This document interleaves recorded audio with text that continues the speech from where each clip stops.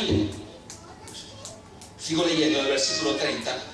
Empero Dios, habiendo disimulado los tiempos de esta ignorancia, ahora denuncia a todos los hombres en todos los lugares que se arrepientan. Porque cuántas veces creíamos, lo que tengo es por esto, lo que tengo es por mi capacidad, lo que tengo quizás sea por esto que creí en aquel, el otro, pero eso era una fe equivocada. Pero ahora Dios le manda, ahora Dios quiere que le conozcas a ese Dios verdadero, ese Dios omnipotente, y que le sirvas, y que ahora deje el camino angosto y empiece a caminar en el camino derecho, deje el camino ancho y camine por el camino angosto, es lo que quería decir. Pero Dios habla, esta niña, esta jovencita, es la voz de Dios que está hablando de un Dios poderoso que tiene poder, de un Dios que está hablando y que da testimonio, que puede ayudarte en tu problema y en tu vida. Gracias, Señor. Regreso a Marcos capítulo 5, ahí donde estábamos, gloria a Dios. Y dice ahí en Marcos capítulo 5, en el versículo 35, hermanos,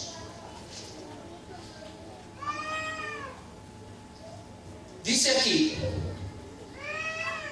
en el versículo 34, leo desde ahí. Y él le dijo: hija, tu fe te ha hecho salva, ve en paz y queda sana de tu azote. Aquella mujer fue sana, aquella mujer que se atravesó en el camino. Pero seguimos leyendo el versículo 35, dice: hablando aún él, vinieron de casa del príncipe de la sinagoga, o sea, de la casa de Jairo, diciendo: tu hija es muerta, ¿para qué fatigas más al maestro?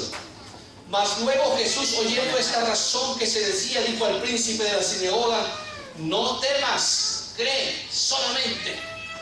¿Sabe que siempre cuando Dios tiene algo para nosotros, sabe que hay un adversario que se llama Satanás y que siempre va a poner algo para que no vengas al conocimiento de él, para que no conozcas a ese Dios verdadero? Y una de las cosas que Satanás usa es la incredulidad para que no creas en ese Dios. Vemos que aquí dice la Biblia que se atravesaron a Jairo y le dijeron: no molestes más al maestro, porque tu hija ya se murió, tu hija no tiene remedio, ya no hay solución. Pero el Señor Jesucristo da la esperanza y dice: no temas, tan solamente cree. Gloria sea al Señor. Yo creo que esa noticia se la dieron a mi hermano Ernesto, a la hermana Patti. Quizá le dijeron: no hay esperanza para tu hija, mira la sangre que tiene, está ya muy mal, esa sangre parece espuma, parece agua, no hay remedio. Quizá esa fue la noticia mala que le dijeron, pero dentro de su corazón Jesucristo le estaba diciendo: Ernesto, esfuérzate, no temas, tan solo cree. Y es lo que Dios pide del hombre, que crea en Él, que confíe en Él, y Dios obra, porque Dios es real y Dios está vivo. Y aquí vemos ese testimonio de ese Dios real. Dele la gloria y la honra al Señor. No temas, cree solamente. Dice la Biblia, hermanos, que el versículo 37 dice: y no permitió que alguno viniera tras él, sino Pedro y Jacob y Juan, hermano de Jacob.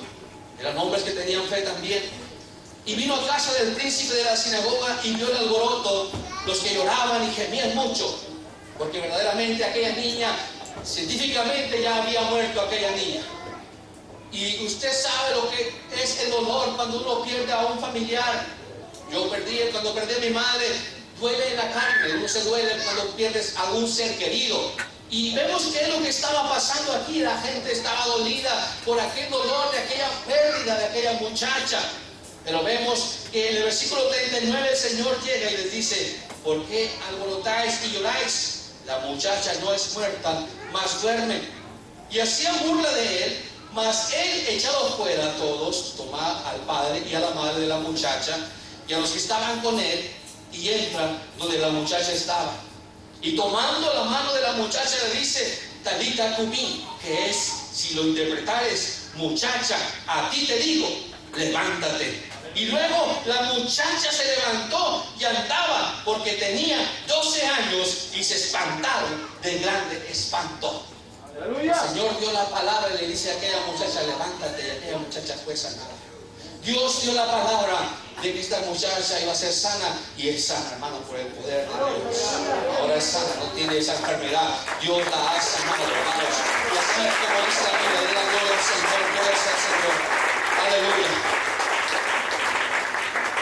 Dice la Biblia que la muchacha se levantó y él la entregó a sus padres. Hace 9 años que exactamente este día ella cayó enferma, hermanos, en el hospital. Fue hasta Fort Worth, llegó hasta allá muy enferma. Y fue un proceso de dolor, un proceso difícil, pero que Dios estaba ahí, hermanos. Dios estaba tratando, trabajando, pero Dios hizo el milagro. Dios hizo la obra. Y ahora Dios ha levantado a esta joven, Annalise. Dios te ha levantado, Annalise, y se le ha entregado a sus padres. Se le ha dado nuevamente a sus padres. Cuando no había esperanza para esta joven, miren ahora llena de vida. Y sobre todo porque tienes a Cristo en tu corazón, es la vida abundante que Dios. Gloria a Dios. Tú tienes esa vida, tienes esa vida abundante que Dios te ha dado. Y esa vida abundante la ofrece para todos. Es para todo aquel que quiera. Dios quiere darle vida abundante. Pero tiene que aceptar al Señor. Tiene que arrepentirse de su vida y convertirse a Cristo. Tomar la palabra, obedecerla. Gloria sea al Señor. Dios ha levantado a esta joven. Dios ha hecho cosas grandes. Dios, dice la Biblia, que Él anda buscando al hombre. Que de alguna manera Dios se manifiesta, que Dios permite las cosas que pasen en esta vida. Y a veces dolorosas, Dios las permite, pero para que el hombre se acuerde de Dios y levante su mirada al cielo. Por eso Dios lo permite. Si Dios no permitiera las cosas, el hombre se olvidaba de Dios y nunca le buscaba. Pero gracias a la misericordia de ese Dios todopoderoso, que permite a veces cosas en nuestra vida, que permite que en tu vida pasen cosas, para que levantes la mirada a ese Dios poderoso. Porque Dios no quiere que tú te pierdas. Dios quiere que tú seas salvo. Por eso murió en la cruz del Calvario, porque murió en tu lugar. Por eso Dios te ama. En el libro de Hechos, en el capítulo 17, nuevamente vamos para allá. Y ya casi concluyó. Un poquito más. Concluimos con este mensaje. En el libro de los Hechos, en el capítulo 17 y en el versículo 23. Dice así, en nombre de Jesucristo.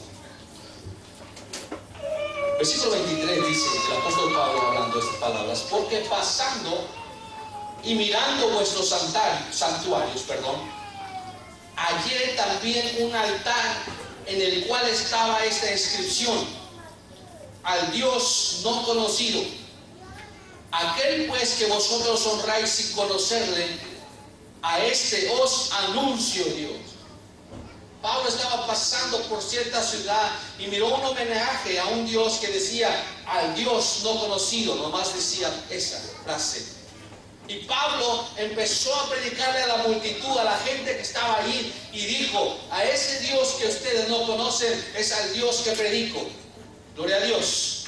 Y dice, ese Dios, versículo 24, el Dios que hizo el mundo y todas las cosas que en él hay, el único Dios que hizo el mundo y la tierra y lo hizo a usted, que merece solamente Él la honra y la gloria. Este, como sea Señor del cielo y de la tierra, no habita en templos hechos de manos. A veces cuando vamos a una iglesia decimos: oh, aquí es la casa de Dios, y es verdad, Dios está ahí porque aquello se consagra para Dios. Pero la verdadera morada que Dios quiere hacer es en su vida, hermano, familiar, amigo. Dios quiere vivir en su vida. Dios quiere que le tenga en su corazón. Dios quiere morar en usted. Dios quiere ser parte de usted, pero Dios quiere que le abra su corazón y que deje su mal camino y se convierta a Él. Gloria sea al Señor. Dios le ama. Ese Dios quiere vivir en usted porque quiere hacer grandes cosas en su vida.